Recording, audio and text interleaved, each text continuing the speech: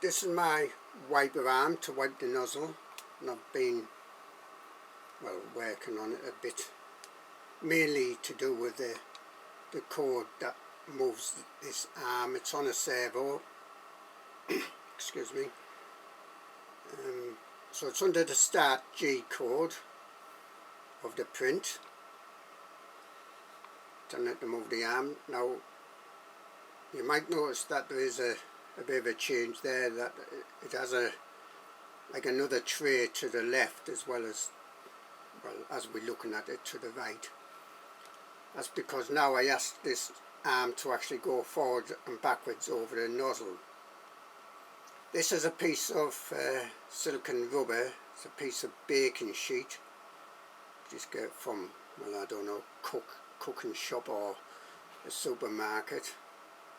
Get quite a, I'll show you that just now actually. So here's a sheet of like silicon rubber. As you see, I've cut out a bit there. I have been cutting it out a bit. Now this can, if I remember right, go up to 240 degrees, so you don't use this if you've got your nozzle above that, certainly. Now this is quite thick and heavy. What I found is when this was pushing past the nozzle, it was actually almost knocking the nozzle a bit.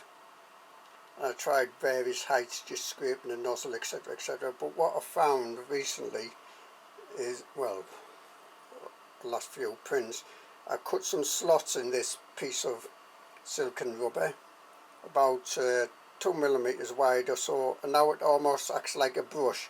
And I've got going like over the whole tip of the nozzle one way, backwards. I think I go the other way as well. You know, I can't even remember. I'll show you that just now. So in a way it sweeps the nozzle clean. But what I've also found is that quite often it does seem to capture filament, but most of it I think tends to stick on the piece of silicon that I've got up there.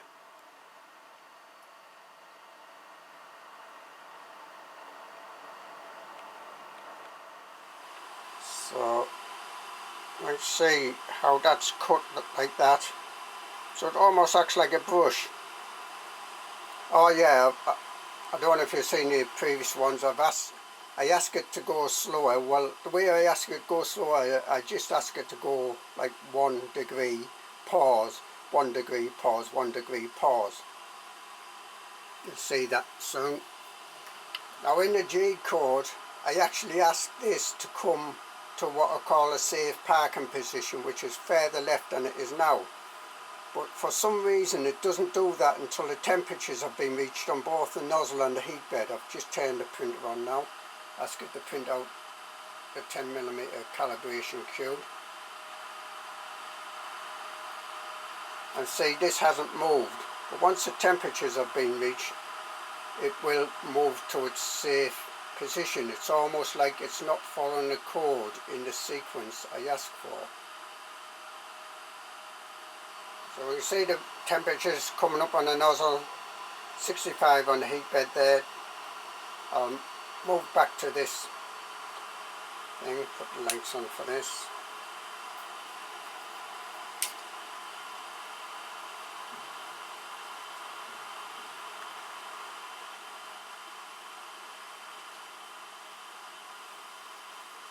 It's at 255 now, it's just reached it.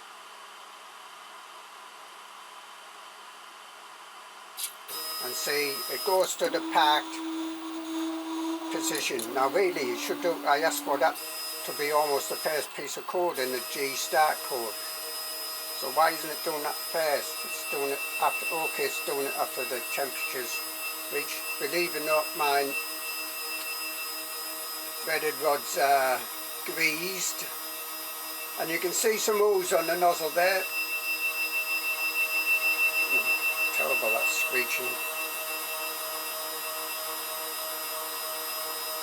So the first thing it does is home, which is a bit of a nuisance. This sort of shade here is Elmer's glue stick on a glass, borosilicate glass bed here.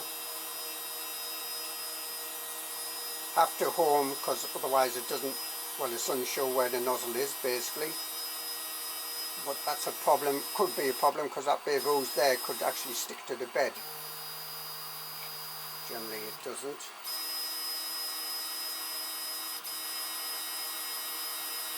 In this case it has. But anyway, it raises the nozzle, moves left, and then the arm comes out. Now it pauses a bit just before wiping the nozzle, holds that for about 10 seconds, that's to allow any other ooze to come out the nozzle.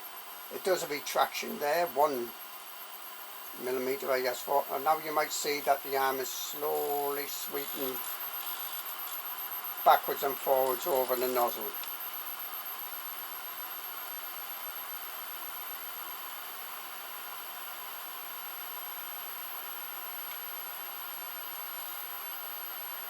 And then it'll raise the nozzle. I ask it to go about 100 millimeters high to give quite a bit of a gap, and then the arm will come forward. And then, as you can probably see here, if I can get this to focus, yeah, there we are. It does catch the filament, but tends to catch it on this piece of silicone rubber up here instead of the tray, but the trays are probably still needed in case any does fall in the tray. So we got that.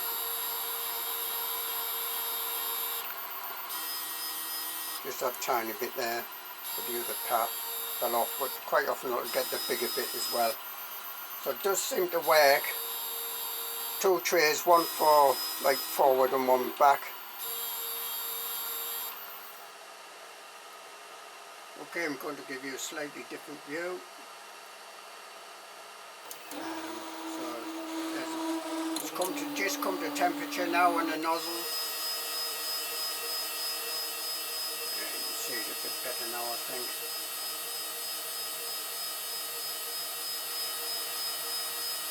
It does the home.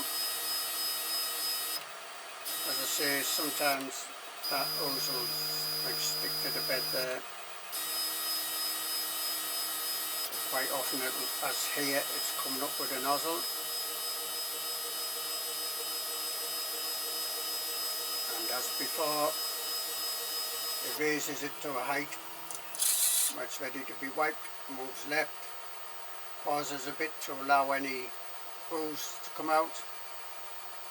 And you might hear it retract 1 millimeter, just went there, and then it starts moving slowly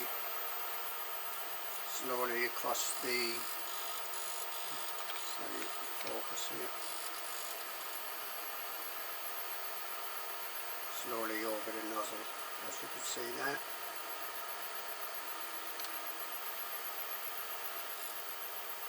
And it will raise the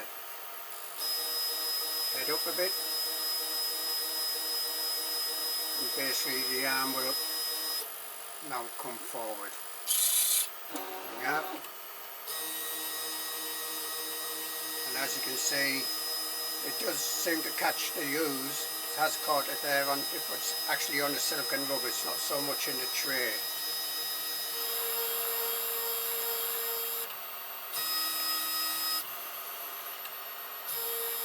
So it does seem to work. So now I can just pull that off. And it seems to get a little bit dirty, this. It generally seems to just wipe off, ready for the next use.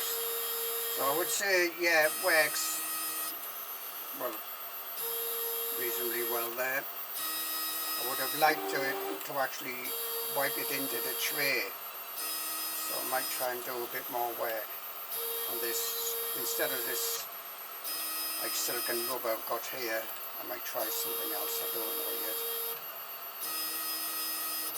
There's a Servo Controlled Wiper Arm.